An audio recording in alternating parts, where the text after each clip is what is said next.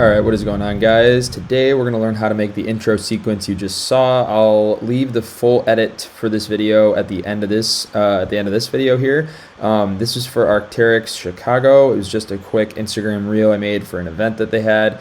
And we're going to learn how I made this intro sequence with a bunch of jump cuts using their logo of a fossilized bird, I believe this is. It's a pretty cool logo. So let's just dive right into it. So first things first, we have our selects here on the timeline, and all this is a Rec 709 LUT.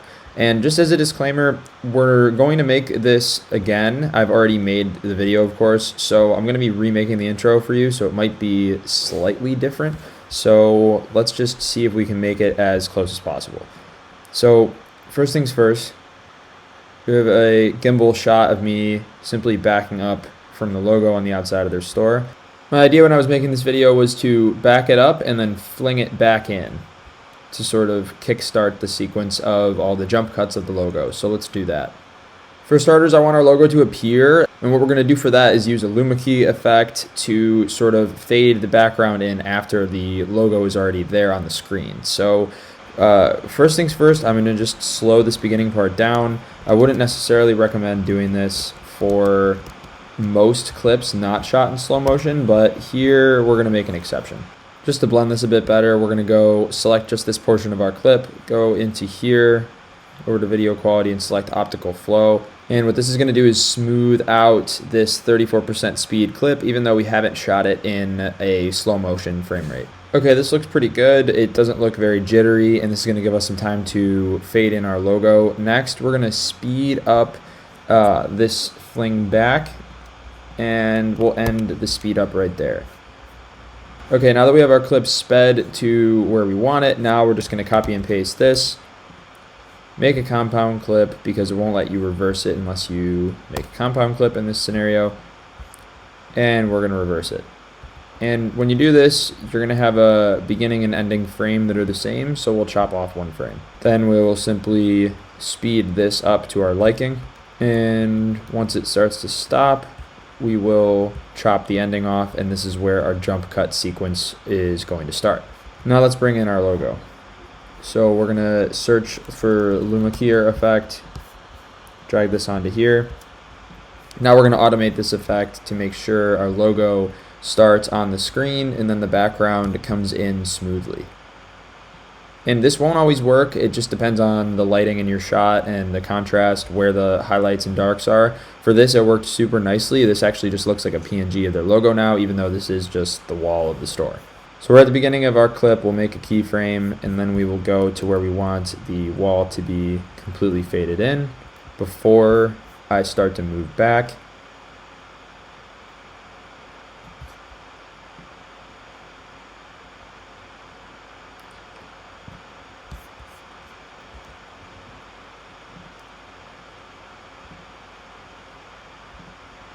And that looks pretty good.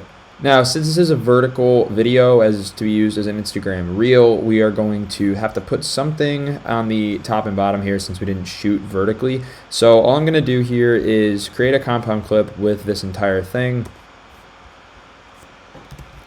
copy and paste it, and then I'm simply going to scale this up quite a bit.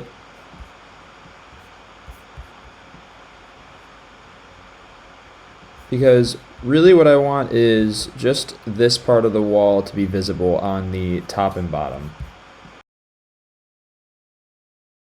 And then since we did use the luma key, we are going to have to crop our bottom clip.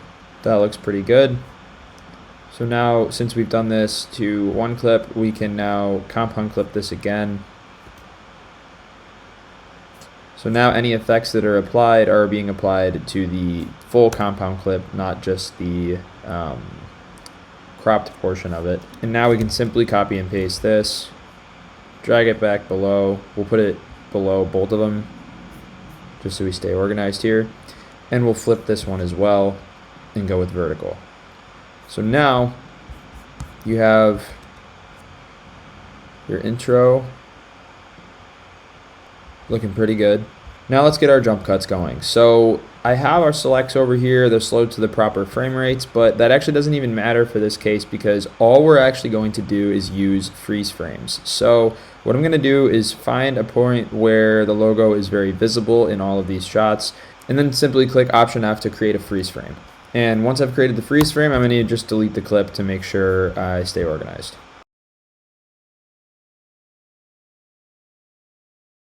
And our last clip here of this person bringing up their jacket to reveal the logo, or excuse me, just removing their jacket to reveal the logo, we will actually save that clip because we're going to use this entire clip, not just the freeze frame from there. Alright, so now that we have all our freeze frames, now we're going to line them all up to make sure the logos are actually in the correct orientation and they all match each other. That's what's going to create the satisfying effect. To do this, we'll simply drag this over where our logo on the side of the store was and change the opacity a little bit just so we can see where we're lining it up. Now we simply match the logo. And for this effect to work, it really doesn't have to be perfect, just so long as your logo is in the same basic spot. Of course, you know, if it's on clothing, your logo is going to be a little bit warped depending on the shot. So that looks pretty good. And now what we're going to do is we're going to create one frame of black space for every 2 frames where the actual shot is there. And then we'll, of course, make sure we bring our opacity back up to where we need it. And we can skim over it just to see. And that's looking pretty good. If you just flip back and forth really quick, you can see that it matches up almost perfect. And now we're just going to repeat that process for the rest of our freeze frames. Now you'll see with this freeze frame, we ran out of room on this side of the frame, of course, because we had to flip it, turn the whole shot a little bit so the orientation of the logo is the same. That's totally fine. All we're going to do is copy and paste because this is going to go super quick. And we're just going to take our bottom one and scoot it over just a bit, and then we'll make sure the opacity is at 100 for both of them so it doesn't shine through, and we'll just scale it up so it just adds some extra space under there, and that's going to be totally fine because this is going to play so quick. We just don't want there to be black space there. Normally this is kind of a lazy fix, but that'll work for this for sake of this tutorial.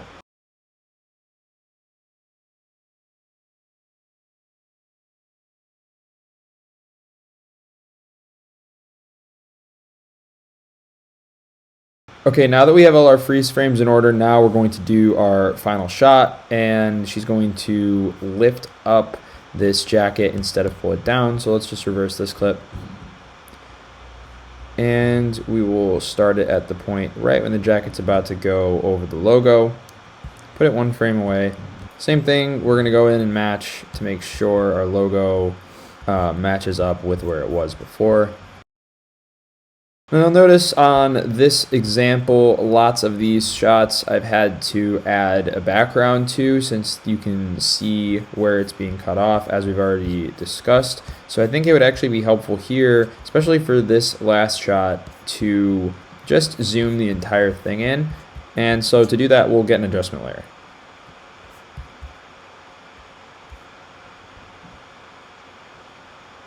And we're going to automate our zoom so this way we don't have to affect this entire shot. So we'll start at the beginning of our adjustment layer here, create a bunch of keyframes under the transform, and then once it gets to about,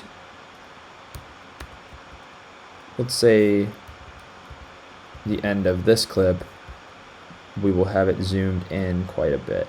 And now you'll notice everything else is also zoomed in, and now we don't have quite as much of the excess on the edges to worry about.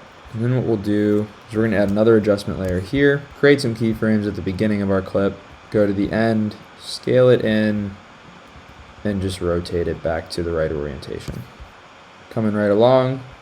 So since we already have flashing going on, I want the end of the sequence to actually be more dramatic, and since we already have flashing going on at the beginning, we're going to add even more flashing at the end. So let's do this. For starters, let's make a compound clip here. Now what we're going to do is chop so this also matches every 2 frames For every 2 frames, you have 1 frame off. So we'll go ahead and mute these frames. Let's watch it now. Now that looks good because the flashing now matches, right? You have the same flashing throughout the entire clip. 1 frame off for every 2 frames on. But I want to actually make this ending a bit more intense. So here's how we're going to do it. We're going to grab another adjustment layer just for sake of organization. You could use the same one. And we're going to go ahead and start the opacity at 100. And then at the end, we're going to lower the opacity almost to 0. Now all we'll do is we'll chop every other frame out of this. So this is going to make the entire thing underneath flicker a bit more rapidly. And that should make it look more intense. Let's see what we got. So this is looking pretty good. The next thing we'll do is we will add a couple of effects to bring the entire thing together. The first one is going to be CC Lens Effect, which is a Ryan Angle plugin, as well as Glint, another Ryan Angle plugin. So I've just copy and pasted them from my original intro that I've made, but I'll explain what I did. So all we've done with the Glint, all this is going to do is make whatever are the brightest parts of your clip very shiny. So I've automated this to sort of come on pretty heavy and then fade off. And you just sort of have to mess with the intensity as well as the exposure of Glint to make it affect the clip how you want. The next thing we'll add is a CC Lens Effect. So this is going to warp the edges of your clip and just make it all look a bit more seamless and tied together. So this is just automated, starting at these settings here, going to around the ending, and then back to a higher setting. So this is just warping the edges of your clip, and I think it looks cool to mess with that. Just ties things together nicely. I'm going to go ahead and add a CC Lens Effect as well to our clips, and you can see it's sort of just warping the edges here. This is great, especially if you're using freeze frames, because they are simply stills, and this is adding some movement to the stills themselves, just selling the effect a bit more. Next up, we'll add our sound design, and I think this is potentially the most important part of doing an intro sequence like this, and I'm not going to remake it for sake of time for this tutorial, but I will show you the sound design that I've already made for the before intro sequence, and I will show you what everything looks like and explain my thoughts and reasoning as to why I went with the sounds I went with. This was cool because it's sort of a glow, and I knew that I had my logo glowing. And it also sounds kind of industrial. This is like it says digital system power up. Most of these are from Storyblocks.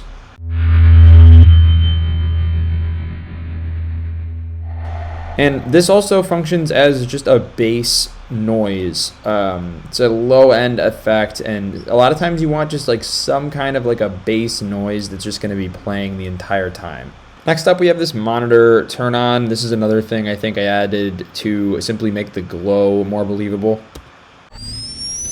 It also functions kind of as a build-up. Both of these things sort of function as build-ups because, again, we want to build suspense here. This is right at the beginning of the video. We want it to be super dramatic and impactful. Okay, so this is going to function as our main build throughout this entire scene. So we have our main noise, and it has some glow in there. We had another thing to emphasize the glow, which is also sort of building up. And now we have this main build-up, which is going to sort of shoot us off into our sequence of jump cuts.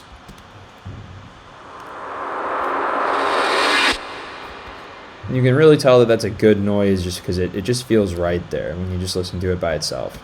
Next up, I added an effect just to emphasize the pullback. So as I moved back in this shot and the logo drops, farther away back into the screen, this is the effect, or this is the sound to emphasize that movement.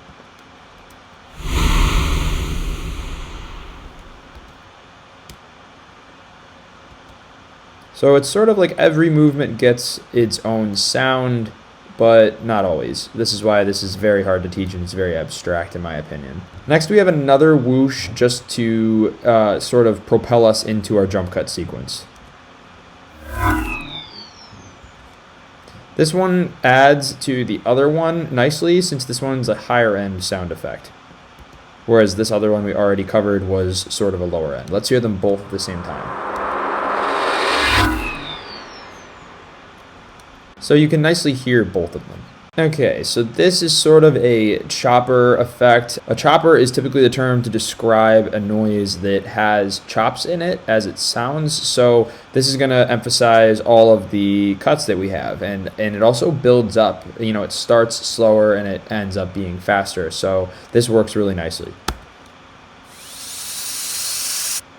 Really emphasizes that our flashing is getting faster. Next up, we have potentially the most important, or at least the most unique sound effect in this entire sequence, which is our clock ticking sounds. See, it really makes every single shot hit. And finally, we have our last whoosh just to sort of get us out of this sequence, and that's just going to come at the very end. Last but not least, we'll go ahead and just add our color grade over top using an adjustment layer. Just a quick color grade using Color Finale as usual for these tutorials. Alright, I hope you've enjoyed this tutorial on how to make this intro sequence for Arc'teryx Chicago. If you've made it this far in the video, please drop a comment. Let me know what other sort of content you'd like me to make, what other sorts of things you'd like to learn. It doesn't necessarily just have to be for Final Cut Pro.